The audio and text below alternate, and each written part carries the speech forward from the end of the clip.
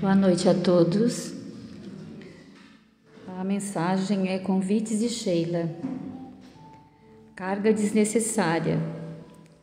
Reclamas dos problemas que te pesam os ombros? Para um pouco, porém, e meditas no quanto disso tudo constituirá uma carga desnecessária, agravando as tuas dores. Ressentimento, irritabilidade, ciúme, inveja e agressividade quase sempre resultam em bagagem mórbida, gerando enfermidades na alma. Aquele que caminha olhando apenas para o chão, quase sempre não enxergará mais do que pedra e lama. Aprende, portanto, a erguer o teu olhar para o alto e a ajustares o foco de tua visão interior aos níveis da compreensão e da tolerância, a fim de que teus passos se tornem menos dolorosos e a tua jornada mais leve.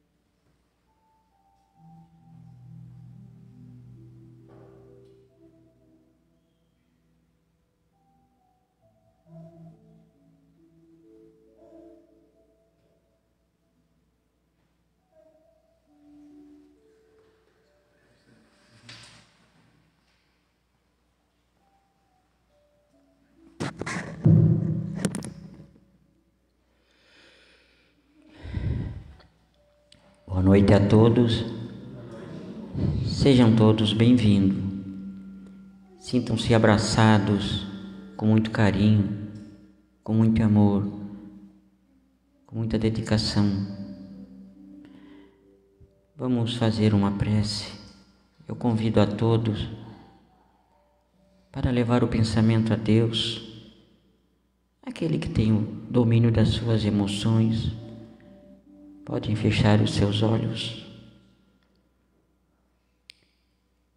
Pai de infinita bondade e justiça, agradecemos a Teu Filho, nosso irmão maior, por este momento que estamos na Tua casa, Senhor, levando os nossos pensamentos a Ti, Jesus, agradecendo pelo dom da vida, pela saúde que temos, pela saúde dos nossos familiares, que é muito importante. O que pedimos sempre, em prece, com dedicação, é saúde. O resto não importa. Jesus, amigo inseparável de todos os momentos, irmão maior, está sempre ao nosso lado, juntamente com o nosso anjo de guarda, o nosso mentor de cada um. Muito obrigado por tudo, Senhor. Estamos sempre a Teu trabalho, Senhor, com amor e dedicação, porque sem amor Sem caridade não existe a ação. Pelo pensamento, as tuas obras. Pai nosso que estais nos céus, santificado seja o vosso nome. Venha a nós o vosso reino, seja feita a vossa vontade, assim na terra como no céu. O pão nosso de cada dia que nos dai hoje, Senhor.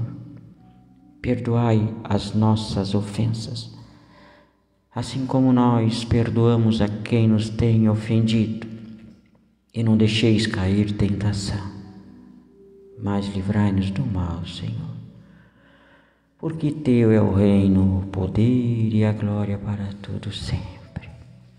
Com essa oração, pedimos a permissão para dar por início a palestra de hoje. Que assim seja. Graças a Deus, graças a Jesus. E conosco hoje o nosso irmão, trabalhador da casa, Junei Becker.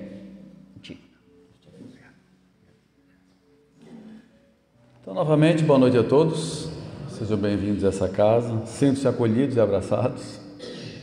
Então, gente, para o tema da noite, vamos falar alguns minutos sobre os nossos irmãos da retaguarda, os irracionais, aqueles que chamamos de animais, que pouco se fala, né, nas exposições doutrinárias acerca dos animais.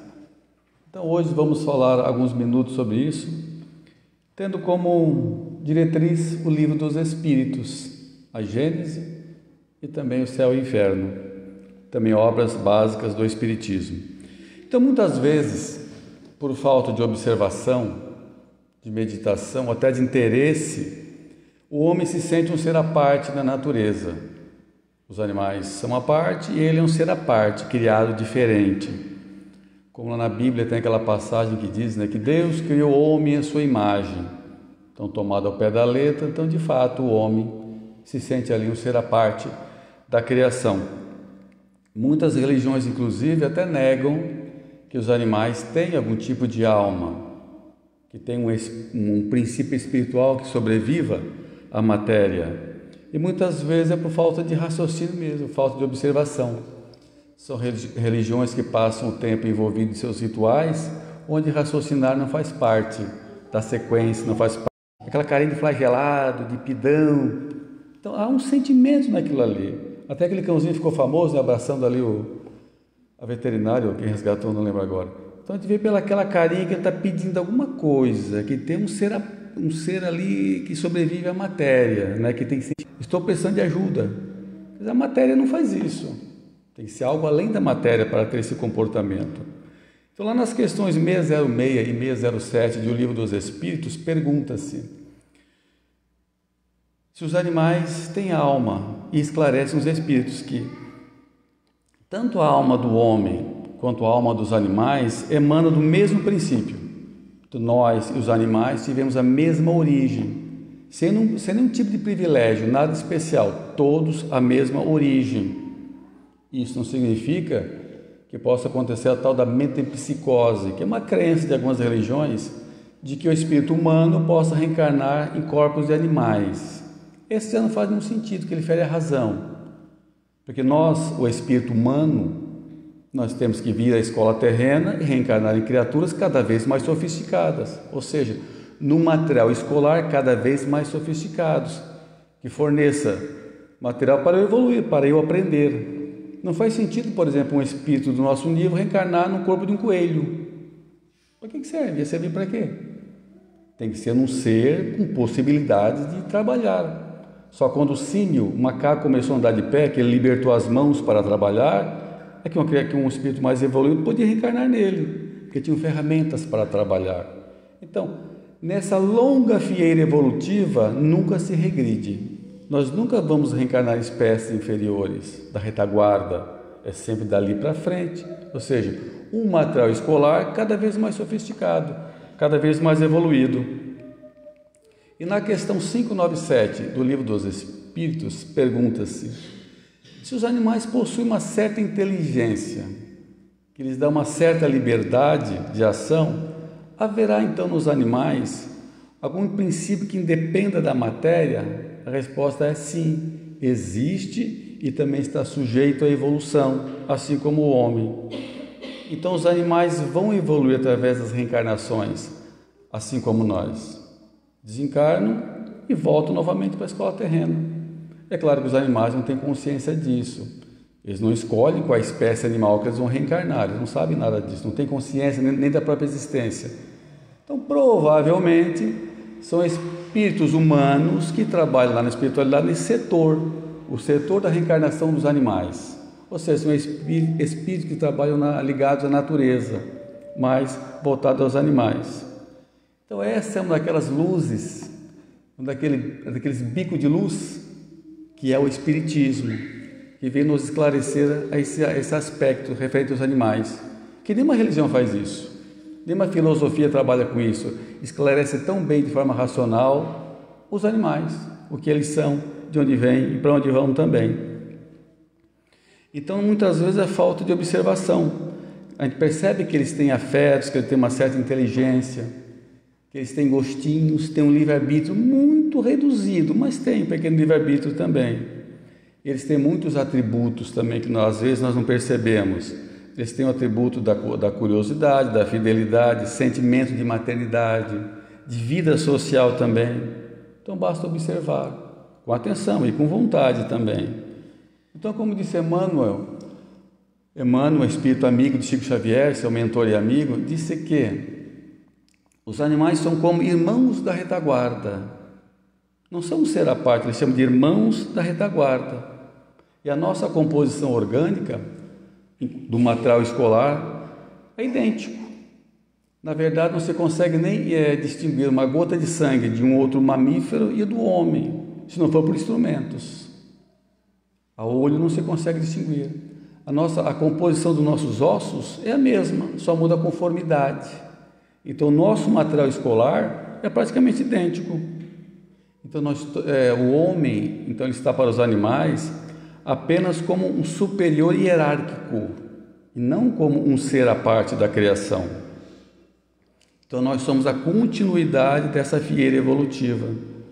E como disse Kardec, o homem só chegou onde está depois de passar pela longa fieira evolutiva dos animais. Isso não significa que nós estivemos reencarnados em animais aqui na Terra, num passado distante. Não deu tempo para isso. Os animais evoluem, eles são irmãos da retaguarda. Quer dizer que num passado muito, muito distante, que se perde o tempo, claro, nós somos irracionais também. Não aqui na Terra, que não deu tempo para isso.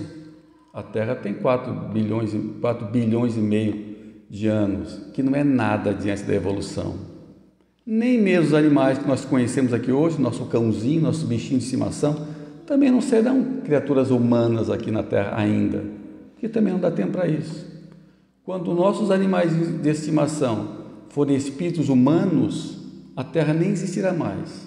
Talvez nem o Sol exista mais, porque essa fieira evolutiva é muito longa, ela se perde na noite do tempo, como dizem os espíritos. Então, se essa fieira é tão longa assim, então onde começa a vida? De uma maneira muito simples e sintética, lá no Livro dos Espíritos, nos dizem os amigos que a evolução vai do átomo ao arcanjo. Eles usam isso como referência porque o átomo era a menor partícula conhecida naquela época e o arcanjo era o superior dos anjos, era a criatura mais evoluída. Mas hoje nós já sabemos que o átomo não é a menor partícula, ela pode ser dividida em partículas subatômicas infinitas. E o arcanjo talvez não seja o limite da evolução também, talvez a evolução nunca acabe. Os espíritos são puros, mas continuam evoluindo. Então, onde começa a vida, nós não sabemos. Mas deve ser em situações muito mais elementares do que a gente possa imaginar. Então, por que os espíritos nunca revelaram a origem da vida? Deus não guarda segredos. Deus não guarda segredos. Mas aqui faltam os sentidos para nós compreendermos. Um exemplo, uma pessoa que nasceu cega, já nasceu sem ver a luz. Não adianta eu tentar explicar para aquela pessoa que aquela árvore é verde. Olha como a árvore tem folhas verdes. O verde é assim, é que nem folha, é verde. faltam os sentidos para ele compreender, porque ele nunca viu. Então a mesma coisa nós. Não adianta os espíritos nos revelarem a origem da vida, que faltam sentidos para eu compreender essa origem da vida. Então não que seja um segredo, mas um dia vamos descobrir. Um dia vamos aprender, quando tivermos esses sentidos necessários para compreender. Então Kardec diz que essa trajetória é muito, muito longa. Então lá no mineral também tem um princípio inteligente que trabalha na atração das coisas, na atração da matéria. No vegetal também tem um princípio espiritual que trabalha no campo das sensações. Lá no animal ele trabalha o campo dos instintos.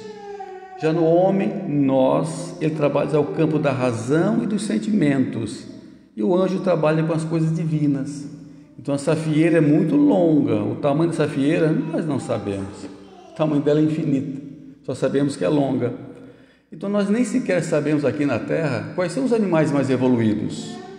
Quais estão mais na retaguarda? E nem sequer é uma questão de tamanho. Porque formigas, tem um tipo de formiga que cultiva pulgões nas roseiras. Elas moram nas roseiras, as formigas, elas ficam ali arrebanhando pulgões. Levam para um cantinho, quando está chovendo, levam para um cantinho debaixo das folhas para não machucar os pulgões.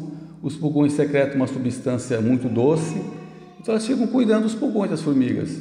Elas protegem. Quando os pulgões param de secretar essa substância, então elas abatem para se alimentar. Então parece nós cuidando de ovelhas. E são formigas. Então qual é o mais evoluído nós não sabemos. Mas assim, por alto, nos diz Emmanuel, que os animais que vivem próximos ao homem seriam os mais evoluídos. Teriam uma inteligência um pouquinho mais evoluída, os que vivem próximos ao homem. Entendo eu que próximos ao homem são os animais domésticos. Talvez eles estejam um passinho à frente, e é talvez ainda, diz Emmanuel, talvez sejam os mais evoluídos, tá? Então nós não sabemos. E nem é uma questão de tamanho.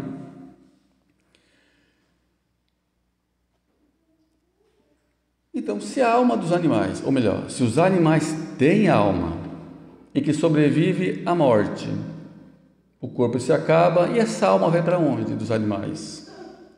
Então, lá no livro dos Espíritos, nos dizem os amigos que os animais, em desencarnando, eles são quase imediatamente aproveitados por espíritos humanos para novas reencarnações. Então, são espíritos humanos que acolhem essas almas dos animais que acabaram de desencarnar e quase imediatamente, como está lá, quase imediatamente, são encaminhados para novas reencarnações. Parece que é assim, sai de uma ninhada, ele cresce, morre e vai para outra ninhada imediatamente. Parece que é assim. Mas se fosse assim, como dizem os Espíritos, não havendo tempo para a erraticidade, ou seja, não existem animais livres no mundo espiritual. Só que a literatura espírita, ela é recheada de animais no mundo espiritual, né? Tem várias passagens disso. No livro Diálogo com as Sombras, de Hermínio Miranda, ele fala que um dirigente das trevas sempre se apresenta montado em cavalos. Qual será a origem daqueles cavalos? No livro Memória de um Suicida, de Ivone Pereira, ela diz que carruagens puxadas por parelhas de cavalos iam até zonas de sofrimento para resgatar pessoas. Mas qual seria a origem desses animais, então? André Luiz também fala de que cães ajudam as caravanas que vão dar assistência em algumas cidades também. Mas esses animais provavelmente são figuras de animais mesmo que desencarnaram e ficaram aquele tempo sendo aproveitados para alguma coisa no mundo espiritual. Porque tem outros também que se apresentam, mas na verdade são formas de pensamento, são criações mentais, como está lá na Gênesis, no capítulo 14, onde é um estudo sobre os fluidos, de que o pensamento do espírito, lá no mundo espiritual, ele cria coisas. E lá tem até um exemplo. Um homem que era muito apegado ao seu arado e seus bois, ele desencarna e continua vendo o seu arado e seus bois, e trabalhando ainda no arado e com seus bois. E para ele aquilo é tão real o quanto era quando ele estava encarnado. Então muitas vezes aquilo é uma criação mental dos espíritos. E também pode ser de fato um animal desencarnado, sim. Por exemplo, um cãozinho, muito apegado àquela família, muito apegado ao seu dono lá, o seu tutor. Ele desencarna e fica por ali ainda, rondando um tempo, junto àquela família, como cita Chico Xavier. O seu irmão José desencarnou. José tinha um cão que ele adorava muito, um cão chamado Lorde. Quando José, em espírito, veio visitar o Chico Xavier, o Lorde veio junto, porque ele era amigo do José. Então vinha acompanhando do lado dele, caminhando do lado dele. Quer dizer, então muitas vezes o animal desencarna ainda fica um tempo com o seu tutor, talvez se tiver uma ligação muito boa entre eles. Mas e como fica então aquela expressão lá? Quase imediatamente aproveitados para novas reencarnações, não havendo tempo para a erraticidade. Temos que entender tempo. O que é quase imediatamente para nós? É já, é agora. O que é quase imediatamente para o mundo espiritual, onde não se calcula o tempo? Basta, talvez dure anos, basta saber. Então, talvez se quase imediatamente não seja a mesma coisa uns para os outros. Às vezes pode ser também casos de zoantropia. O que é zoantropia? É um ser humano em forma de animal. Mas como assim? Então, num livro Libertação, um exemplo, o livro Libertação de André Luiz, psicografia de Chico Xavier. Ele conta o caso de uma mulher que tinha um sentimento de culpa tão grande, um remorso tão grande, que ela se sentia uma loba, um animal devorador dos próprios filhos, que ela matou os seus filhos. Então ela se sentia uma loba, então ela caiu de 4 como se fosse um lobo, que tinha totalmente a aparência de um lobo. Então, na verdade, ainda era um espírito humano, mas por conta do sentimento de culpa, do remorso, pelas acusações que faziam a ela, né? Você é uma loba. Então ela sentiu uma loba. Um caso parecido também no livro Bastidores da Obsessão, de Divaldo Franco. Manuel Filomeno de Miranda. Uma mulher se sentiu uma serpente, também devoradora dos seus filhos, porque ela cometeu muitos abortos. Então ela ficou com um sentimento de culpa muito grande, um remorso muito grande. E as pessoas o acusavam lá no mundo espiritual, a acusavam. Então ela também sentiu uma serpente, se transformou numa cobra. É claro que isso não é eterno. Quando esse espírito cair na real e ver que Deus não acusa ninguém, não condena ninguém, é infinitamente misericordioso e bom, ela cai na real e volta a ser inteligente de novo. Então isso é apenas uma questão do sentimento de culpa e do remorso também. E os animais sofrem? Bom, nós sofremos porque nós temos completa responsabilidade dos nossos atos. Mas os animais que não têm culpa de nada, eles sofrem? Bom, eles têm medo, eles gritam, eles têm fome, eles têm frio, eles ficam agoniados, ficam doentes. No nosso caso é fácil compreender o sofrimento.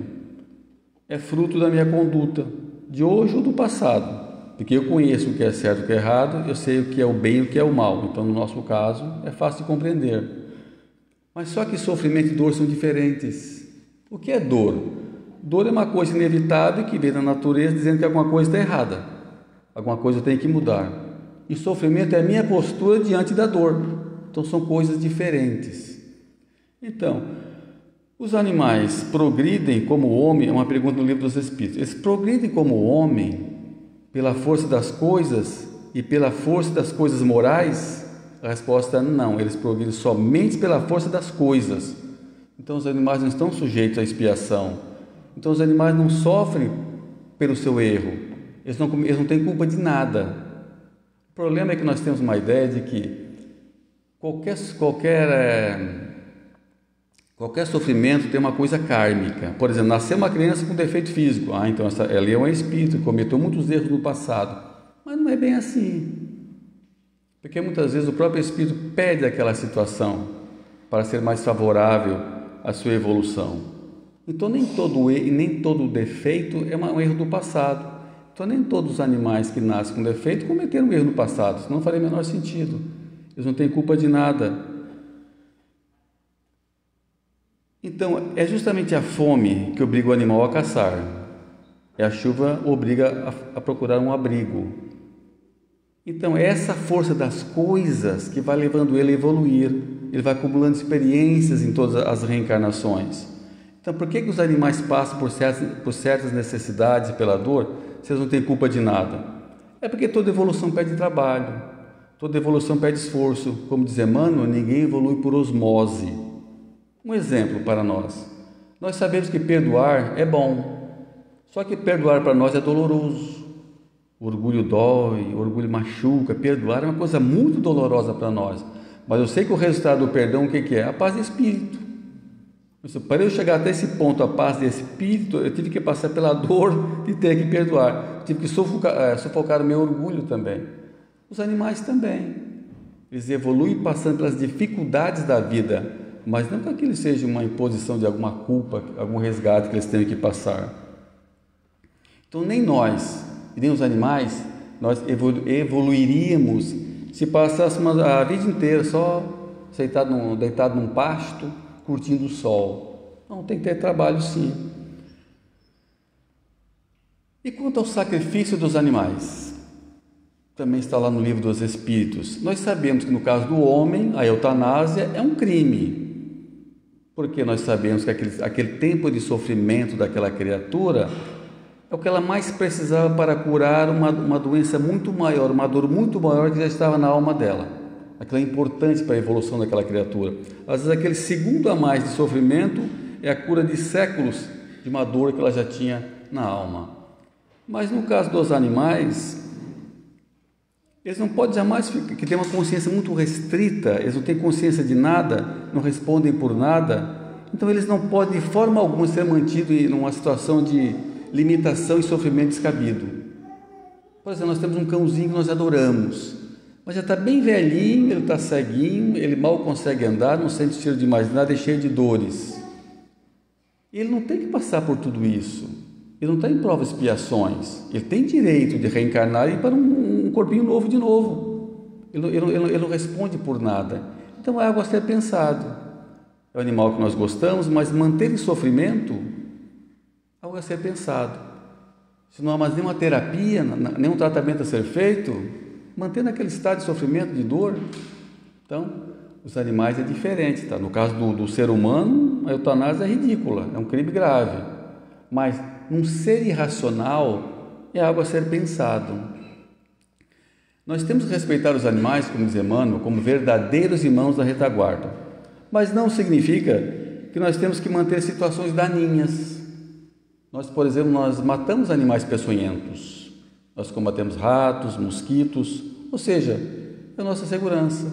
Então existe um limite para isso, lá no Livro dos Espíritos. Qual é o limite da destruição? É o da sobrevivência e da segurança. O sustento é a segurança, ou seja, lei da preservação e a segurança. Então nós combatemos animais peçonhentos, aqueles que atacam a nossa segurança. Nós também abatemos animais para nos alimentar, é o nosso sustento. Mas isso tem um limite também. Então, tudo é abusivo quando passa esse limite. Segurança e sustento. As touradas, por exemplo, lá ficar judiando do touro, aquilo é completamente abusivo. Briga de galo é uma coisa abusiva. Comer carne demais é uma coisa abusiva também, porque ela extrapola a segurança e o sustento. Porque será que nós precisamos realmente fazer casacos de peles dos animais? Isso é importante para nós? É o nosso sustento, é a nossa segurança? Provavelmente não. Então, pegar aquele animalzinho que a única culpa dele é nascer com um pelinho fofinho, bonitinho, para fazer um casaco para nós, é estranho. Isso extrapola essa lei da sobrevivência e também da segurança. É claro que as necessidades mudaram com o tempo, porque lá no Livro dos Espíritos, Kardec pergunta aos espíritos: para que servem os animais? E eles respondem: para servir ao homem. Mas naquela época, isso muda com o tempo. Hoje nós não precisamos mais animais em circos, tanto que é proibido hoje em dia. Nós não precisamos mais escravizar os animais para fazer trabalho. Então isso já mudou, isso vai mudando com o tempo. Então, tudo o que extrapola isso é um excesso e nós vamos responder por conta disso sim. E comer carne? É um erro comer carne? Também está lá no Livro dos Espíritos, que o homem deve alimentar-se segundo a sua constituição física, porque se não se alimenta, ele padece e não consegue cumprir a lei do trabalho. Então nós temos que nos alimentar segundo a nossa organização. Mas Emmanuel, no livro Consolador, diz que com a nossa inteligência nós podemos obter nutrientes sem ter que ir absolutamente aos matadouros frigoríficos. Ele fala absolutamente, quer dizer, não é só daquilo também. É claro que não é um erro. É errado comer carne? Não. Como disse Jesus, o que vai me condenar não foi o que entrou na boca, é o que saiu pela boca. É isso que vai me condenar no futuro. Então o problema, na verdade, são os excessos. Então a nossa alimentação não tem que ficar absolutamente ligada a derivados animais. Nós temos que respeitar uns aos outros. Aquele que diz que está comendo um suculento churrasco de picanha tem que ser respeitado. Aquele que diz que não, você está comendo é uma parte amputada de um ser vivo. Respeita-se também. Uma questão de nos respeitar. Se ainda não consigo abrir mão da carne, então pelo menos evitar os excessos. Talvez nós não precisamos de todos aqueles embutidos que estão nas prateleiras dos supermercados. Provavelmente não precisamos daquilo não. Aquilo já é um excesso. Como disse Chico Xavier, talvez um bifinho seja o suficiente para a nossa nutrição. Então é justamente a nossa noção de necessário é que aumenta o consumo. Se aumenta o consumo, aumenta o rebanho. Se aumentou o rebanho, eu tenho que diminuir os custos para dar lucro. Então o animal deixou de ser um ser vivo e virou um produto. Então isso é o produto. Quando se fala da indústria da morte, como diz André Luiz, a indústria da morte que ele diz é isso, é quando o animal deixa de ser um ser vivo e passa a ser um produto, por conta dos nossos excessos. Então o grande segredo é equilíbrio, é respeitar. Respeitar as nossas necessidades e as necessidades dos animais também, porque eles também têm seus direitos. Tem uma historieta que fala de um nativo africano, de uma tribo africana. Ele ficou um tempão perseguindo lá um antílope. Ele conseguiu abater o antílope. Mas antes dele começar os trabalhos ali, levar para a sua aldeia, ele abraçou o animal, olhou para o céu e fez uma prece. Primeiramente agradecendo o animal porque vai alimentar a família. Porque ele sabia que o animal também tinha vida, que ele tinha família, que ele tinha fome, tinha necessidades também. Então ele sabia que o animal ia atender às necessidades dele, mas ele sabia que o animal também tinha as necessidades particulares dele também. Então um dos deveres de nós, seres humanos, é de ser co-criador, é auxiliar Deus na criação do mundo, na criação das coisas. Então nós estamos na natureza para auxiliar os animais na sua evolução, assim como os anjos estão como auxiliares da nossa própria evolução. Só que muitas vezes nós deixamos de ser os protetores dos animais e passamos a ser os algozes dos animais, aqueles que vão atacar os animais. Isso traz graves consequências para nós, porque todas as vezes que eu levar angústia, medo para os animais, eu provoco uma alteração naquele princípio espiritual, na natureza daquela coisa ali, e isso me agride também, e eu vou responder por isso. Como tem uma frase de Emmanuel que diz que quando eu arranco uma flor na terra, uma estrela geme. Talvez seja um exagero, né? Mas é nesse contexto. Toda vez que eu ataco a natureza, alguma coisa desequilibra. E para encerrar, né, um versinho de Belmiro Braga, onde ele fala onde ele fez para o seu cão, né, o seu cão da raça Terra Nova. Aí ele disse o seguinte: pelas estradas da vida subi morros e desci ladeiras, e afinal te digo, se entre amigos encontrei cachorros, entre cachorros encontrei-te amigo. Hoje, para xingar alguém, eu recorro a outros nomes feios, pois entendi que elogio a quem chama de cachorro, depois que esse cachorro eu conheci. Belmiro Braga. E numa frase de Joana de Ângeles, ela diz que o animal que hoje lambe o filhote e o guarda, exercita o sentimento de carícia que um dia se transformará em beijos de uma mãe eternecida pelo filho. Joana de Ângeles. Então essa foi a nossa mensagem de hoje. Obrigado pela atenção, uma boa semana para todos e um abraço.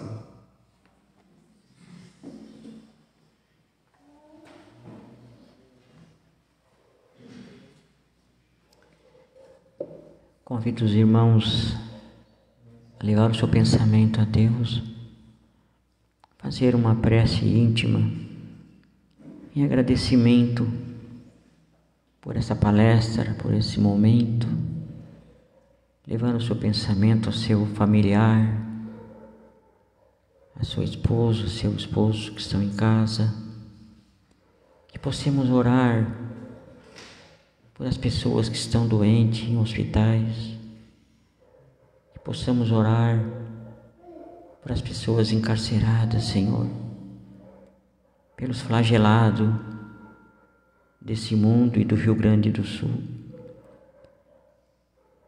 Que possamos orar, Senhor, por nós, por essa noite. Que tenhamos uma ótima semana, Pai, com Teu amor e com Teu carinho. Por esses medicamentos que recebemos neste momento, esta bioenergia que desceu e está conectada conosco.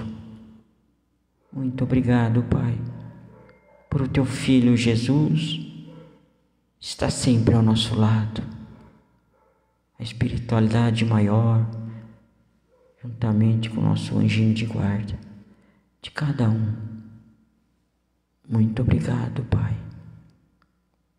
Muito obrigado.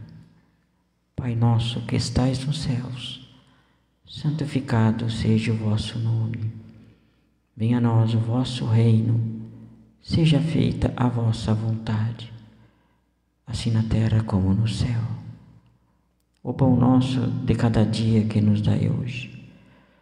Perdoai-nos, Senhor, as nossas ofensas, assim como nós perdoamos a quem nos tem ofendido. E não nos deixeis cair em tentação, mas livrai-nos do mal, Senhor. Porque Teu é o reino, o poder e a glória para todos sempre. Concedei-nos, Senhor, a serenidade necessária para aceitar as coisas que não podemos modificar, coragem para modificar aquela que podemos e sabedoria para distinguir uma das outras. Que assim seja, Jesus. Agradecemos a todos essa oportunidade. Uma boa noite a todos. Que Jesus os acompanhe a todos. E agora vamos para o segundo trabalho da casa, o de passe. Que assim seja.